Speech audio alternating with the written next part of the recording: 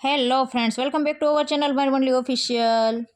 આજે તો ઘરમાં લોટ સાવ ફિનિશ થઈ ગયો હતો, તો મેં કીધું ચલો હવે દહીંનું તો કરવું જ પડશે, કેમ કે 12 મહિનાના ઘઉં તો આપણે લેતા જ હોય, પણ 12 મહિનાના ઘઉં લઈએ એટલે ઘઉં સાચવવા માટે આપણે એમાં પાવડર નાખ્યો હોય તો અમે લોકો તો પાવડર નાખીએ છીએ, અને આવી રીતે સૂકા મરચાં અને બાકસની સળીઓ પણ નાખીએ છીએ, જેનો વ્લોગ મેં જ્યારે ઘઉં ભર્યા 12 માસના ત્યારે મેં વ્લોગ બનાવ્યો તો તમે લોકોએ જોયો પણ હશે। તો હવે આપણા ઘઉં પણ દળવા માટે રેડી થઈ ગયા છે, અને વજન કાંટો પણ આપણે લઈ લીધો છે, તો ચલો વજન કરીને પણ જોઈ લઈએ। અમે લોકો તો જ્યારે દહીંનું દળવા માટે મૂકીએ છીએ ત્યારે પણ ઘઉંનું વજન કરીએ છીએ, અને જ્યારે લોટ દળાઈને આવે છે ત્યારે પણ અમે લોકો વજન કરીને ચેક કરીએ છીએ કે આપણું દહીંનું બરોબર જ છે ને, આપણે જેટલા ઘઉં આપ્યા હતા એ જે પરફેક્ટ માપ આવ્યું છે ને। કેમ કે જ્યારે ઘઉં દળાવા જાય ત્યારે એ લોકો પણ વજન કરે છે ને પછી લોટ દળીને આપે છે ત્યારે પણ ઘંટીવાળા આપણને વજન કરીને આપે છે, પણ છતાં એમાં થોડું ઘણું તો ચેન્જીસ થઈ જ જાય છે, એટલે અમે લોકો અમારે છે આ વજન કાંટાની સગવડ, તો અમે લોકો આવી રીતે કરીએ છીએ। જ્યારે મારે ઘરમાં ગેસ સિલિન્ડર આવે છે ત્યારે પણ હું એમ જ કરું છું કે ગેસ સિલિન્ડર આવે ને એટલે એમનો પણ વજન કરી જ લઉં છું, અને જ્યારે વજન કાંટો કાઢીએ ત્યારે જો આપણી વાયડી વેજાને તો વજન કરવાનું હોય જ,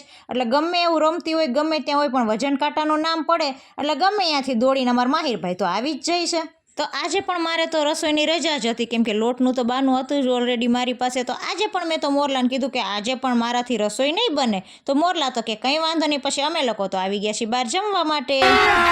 અભી મજા આયેગા ના ભીડો। બહાર જમવા આવ્યા છે ને, મંચુરિયન ડ્રાય આવે એટલે એટલા ગરમ ગરમ હતા છતાં પણ હું તો ઠંડા કરીને ફૂંક મારીને ફટાફટ જમવા માંડી, કેમ કે મને ભૂખ જ એટલી લાગી હતી બોલો। અને અમે લોકો જે હોટલમાં જમવા ગયા હતા એ હોટલના ઓનર પણ આવ્યા હતા મોરલા સાથે વાત કરવા, કેમ કે એ તો મોરલાના ફ્રેન્ડ થતા હતા, તો એ ઊભા હતા ને છતાંય હું તો એમની પણ શરમ નહોતી રાખતી, હું તો ફટાફટ જમવા જ માંડી, કેમ કે મેં કીધું ને કેમ કે મને ભૂખ જ એટલી લાગી હતી બોલો। અને મોરલાએ તો તમે જો ઓર્ડર પર ઓર્ડર દઈ જ દીધો હતો, તમે જો તો જમવામાં કેટલું બધું મંગાવી લીધું છે, જો તમે લોકો જોઈ શકો છો, ફૂલ પ્લેટ છે, પાઉંભાજી છે,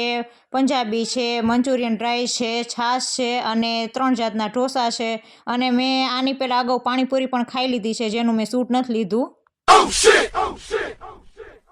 આ ફૂલ પ્લેટ જોઈને જમવામાં પણ એટલી બધી મજા આવી, કેમ કે જમવાનું ફૂડ પણ બધું બહુ જ સારું હતું, બહુ જ ટેસ્ટી હતું, તો મને તો હવે એવો વિચાર આવે છે દરરોજ કંઈક બાનું આપણે કાઢી જ લેવું જોઈએ, કાં લેડીઝ લોકોને ક્યારેક આપણે એમ કહેવાય આજે તો લોટ ફિનિશ થઈ ગયો છે, ક્યારેક આપણે એમ કહેવું જોઈએ કે આજે તો શાકભાજી નથી, ક્યારેક આપણે કંઈક બાનું કાઢીએ તો આવું આપણે હાલે રાખે કાં।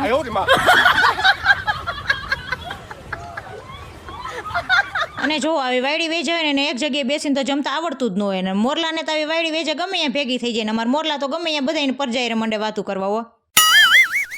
અને જેમાં પછી ફાઇનલી અમે લોકો તો અમારા પ્રાઇવેટ પ્લેનમાં આવી ગયા, કેમ કે આપણું પ્રાઇવેટ પ્લેન આટલા દિવસ તો બીમાર હતું, પણ હવે તો ઠીકઠાક થઈ ગયું છે, અને ગમે એટલું જમી તો આ જેન્ટ્સ લોકોને તો આવા માવા ખાવાની શું આદત પડી ગઈ મને તો એ જ નથી ખબર પડતી બોલો।